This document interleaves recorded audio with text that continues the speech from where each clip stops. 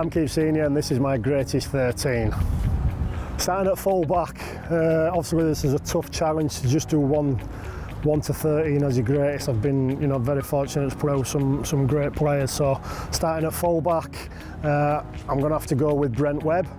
Obviously, he revolutionised the full back position, I think, in my opinion, the way I had his ball skills and rather than being just a safe, confident fullback, he was basically another ball player at the back. And I think with the ball skills and obviously playing against him when the New Zealand side, like I say, I think he changed the way our fullbacks play, and that's the difficulty. Chris Rudlinski, Paul Wellens, Yestin Harris, some great fullbacks. But for my number one, I've gone for Brent Webb. For the wings, this one was reasonably easy. On one wing, I've gone for the big unit, Ryan Hall. When I was a young kid, obviously it was my winger, and I think he's evolved over the years. A tremendous try scorer. He's showed that international level, still scoring tries for fun, and I think the way he's adapted his game now to bring it out of exit, and for the big guy, he's got some great ball skills, where he catches the ball, receiving above his head and them type of thing. So on one wing I've got Ryan Hall. On the other wing, easy as is Jason Robinson. Very fortunate to play international with him, and playing against him, he was just a magician. The footwork, the skills he's shown in both codes, he was an absolute standout player, like I say, in both codes, and the things that he could do was majestic to see. Obviously Marcus Bai, Francis Cummins, miss out, but they took my 2 wing spots. For centre, again, there's not that many to choose from. I think that's why I made such a great career out of it, because there's not been that many great centres play the game.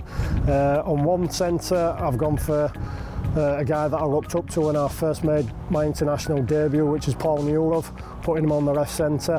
When I made my international in 1998, playing international side, I was his winger, and seeing the guy playing, obviously playing against him, he was a superb player, which I say he showed club level and international level.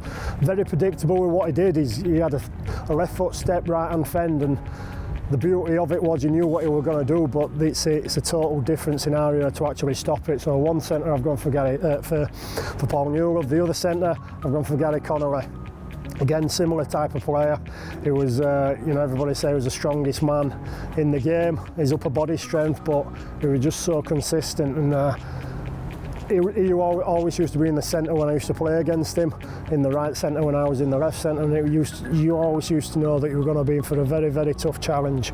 To never score an international try is something that I don't think I'll ever be beaten by him, but for the way we played the game, I had total respect for him, and like I said, them two were my mentors, sort of like growing up as a young kid. Martin Gleeson misses out. I've played against him many times, but he's a great centre. But I think Gary Connolly just edges it for me. Stand off. I've got to put Sinny in there, Kevin Sinfield. Not just down to his skill, but his game management, and I think that's something that a lot of people don't realise about Kevin Sinfield, is the fact that he was meticulous in everything that he did with his skill, his ball skill. If you needed that magic play, a 40-20, or you had a stick drop out, you needed to go for touch, because he was very meticulous in his training methods. You knew that it was going to come off. Peter Perfect, we called him, because it was your model professional. And I think because of his game management, I need to get him in the team somewhere, so I've put him in at standoff. Scrum half, again, it's always going to be a tough one, and you need to stay away a little bit from your Leeds favouritism. Close edging, Danny Maguire, Rob Burrow. They're the type of players that are being most people's starting 13s, but I've gone a little bit different. I've gone for the grub Sean Long. I've gone a little bit tough with my team this way, and I think that's what Sean Long has got a little bit above Rob Burrow and Danny Maguire. 3 very skillful players, but I think Sean Long just had that little bit of nastiness in him that when you were coming up against the Aussies and the Kiwis, it just sort of like edged him forward a little bit, and it's always going to be tough to name a 13, and like I said, to leave somebody like Rob Burrow and Danny Maguire out of the team is scandalous. But to mix it up a little bit, I've gone for Sean Long. For my starting props, again, very tough, very tough. Very lucky to play with some great props. But for one prop, I'm going to go with Sam Burgess. Played with him international when I was a young kid, and never forget the hit that he did on Fui Moi Moi from that dropout, and that epitomised what he was. He was a young kid in the Great Britain camp, and he bossed it, and he's gone to Australia, and he's shown what a quality player is. So I've got to get Sam Burgess in there at prop. The other prop, my old roommate on the 1996 tour, which is Adrian Morley. Again, got to get him in there, and he went over to Australia, played with him at Leeds, went over to Australia, great international career, over 50 caps international, so I've got to get him in there. And one thing he did, he loved bashing the Aussies, so to speak, and when anybody ever says that, you've got to get him in your starting 13. But again, Adrian Morley, real tough competitor, and one that you'd definitely be in most people's starting 13. So then you look at the people that missed out: James Graham, Barry McDermott, Darren Fleary. A lot of people think of Darren Fleary, they wouldn't have him in your starting 13, but when you play with the bloke in your team, he was a great competitor, and he did a lot of the tough stuff behind the scenes. So there's a lot of great props out there. For my hooking position, it's a bloke still playing the game now at the ripe old age. I think he's 33, 34, and still killing it, which is James Roby. He was a young kid when he came into the international scene, understudy to Kieran Cunningham, so pushing him out, which in my opinion, is something exceptional in itself, and that's a problem. There's so many great hookers out there, but James Roby, like I say, now 34-year-old I think he is, and he's still killing it. He'll still do 40, 50, 60 tackles a game, still do over 100 metres, and he's still dominant at his ripe old age, and I think he epitomises what the hooking role's about. So unfortunate James Rose, Lee Jackson, Kieran Cunningham, Danny Badeiras, like I say, there's so many great players out there, but I think, just for his all-round ability, and like I say, playing with him at a young age, seeing the qualities that he's got, I think James Roby is definitely in there. Second row,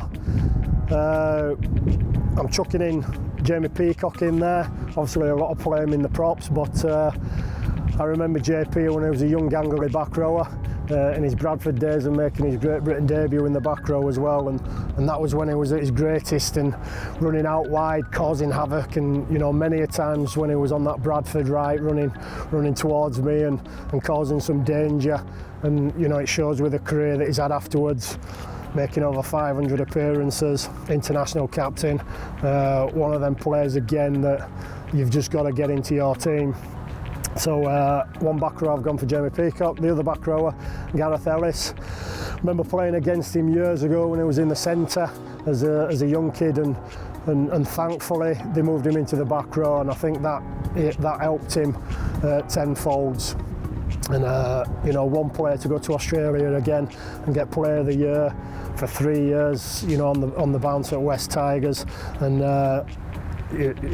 all-round skill, was tough, uncompromising. He had a pass, he had the offload, so again, Gareth Ellis will be in my back row. Loose forward, probably one of my all-time greatest players to play the game, which is Paul Sculthorpe. Totally utmost respect for him. He had everything. He was one of them players again. He was tough, uncompromising, but he had a little bit more to his game with the ball skill. You could put him at 6, you could put him in the back row, you could put him at 13. He had a great career, and he had an all-round skill set. And not only that, when things did get tough as well, he'd do the hard yards coming out of yardage, and that's something that just puts him up there a little bit in my eyes. It was You know, when things got tough, he was one of the first people to put his hand up to, you know, to do that. And you know, so special mention, you know, to Andy Farrell, leaving him out. But you know, I think, you know, Paul Sculthorpe just sort of like just pushes it for me. I'm Keith Senior. That was my 1 to 13.